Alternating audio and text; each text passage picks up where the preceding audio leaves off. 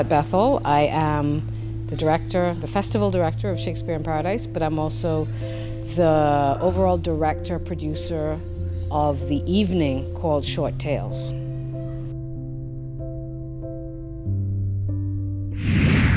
Shakespeare in Paradise is a theater festival, and people have Shakespeare festivals all around the world.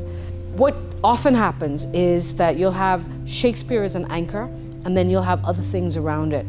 And Philip Burrows and I, were inspired by the Oregon Shakespeare Festival, which is on the west coast of the United States of America. And it is a Shakespeare festival that runs from February to November. And they will mount 3 major Shakespeare works, but around that, they'll have numerous other plays written by numerous other authors. And they will premiere new plays, they'll put on classical plays other than Shakespeare. And so we thought, wow, that's a really cool thing to do. Shakespeare will draw people from all over because there are people who are Shakespeare nuts and they'll travel around the world to go to festivals. People want to come to the Bahamas, and then we thought we can use Shakespeare as an anchor and we can put African, Caribbean, diaspora stuff and Bahamian work around it.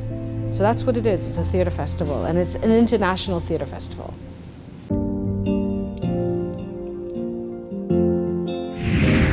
Generally, we have the plays, but we also have, many years we'll have people going to the schools. We'll have storytellers or magicians or people who just go into schools and set up and do some kind of interactive thing with kids. We have had workshops at different times. We've had different visiting artists come in and give mostly acting workshops, but last year we had somebody who gave a workshop to teachers on how to teach Shakespeare. For the last 10 years we have had what we call the Young Artists program, which gives artists who are at the beginning of their careers the opportunity to design our posters. And so we'll have a different artist design a different poster, and then we have somebody who brings it all together with the same kind of look. That may be changing, but that has been also something that we've been involved with for the last 10 years. We have had what we call play reading series. We want to try and develop new work and new writers, and that's why we did Short Tales. Because in the beginning of Shakespeare in Paradise, we'd ask people to send in play scripts, and we would have readings on a Saturday where we would all sit around and read and then give feedback to the writer. But we wanted to take it further. So this year, instead of doing that, we wanted to produce work from zero to production, and that's what Short Tales is. So we decided we'd give the opportunity to a bunch of different people and use short plays and weave them together in an evening. And that's what we've done with Short Tales. And at the same time, we're giving people who haven't had the chance necessarily to direct a whole lot the opportunity to direct these plays. And the one stipulation we put in place was that if you wrote a play, you could not direct your own play. If you wanted to direct, you could not direct your own play. Because we want to give people the opportunity to learn how to take something that isn't theirs and put it on stage and realize that vision.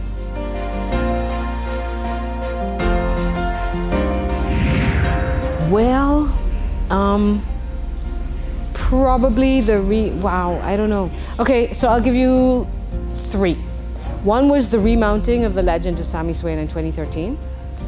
One, obviously, this year is the creation and mounting of De Real Ting, the jukebox musical that is based on Eddie Menace's music that we've created from scratch. And Short Tales. I think those are our 3 greatest accomplishments.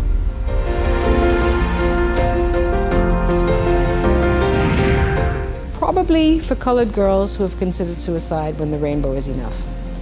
That was my first production for Shakespeare in Paradise as a director, but it was just a wonderful working experience. It was a great group of women.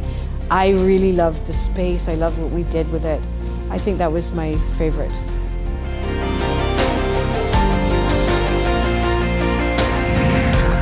That's a good question. I can only speak for what we do.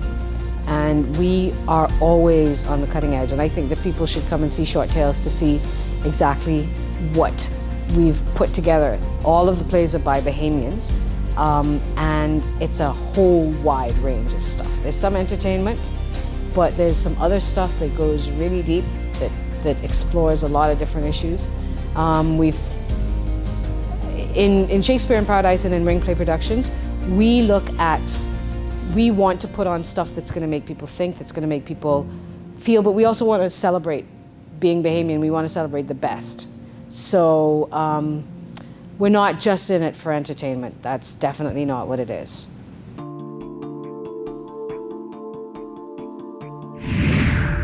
We need to be able to have full-time performers.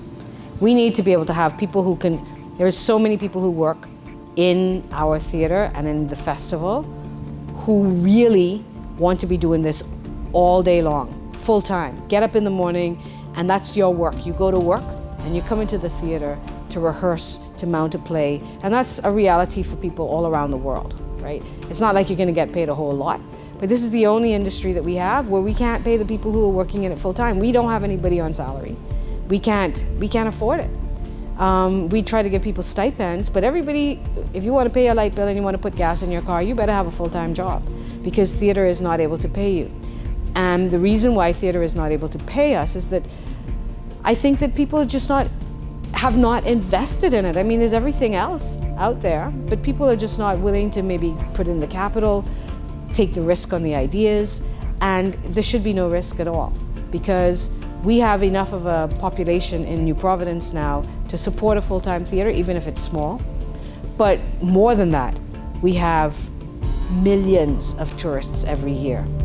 And any full-time theater should be able to make its money off of the tourist industry, off of the tourists, and then allow that money to be put into developing the Bahamian art. The fact that we cannot do that at this point in time is a failure on every level, but particularly a failure of policy, because that's where the investment should be. Just linking up the tourists with the theater.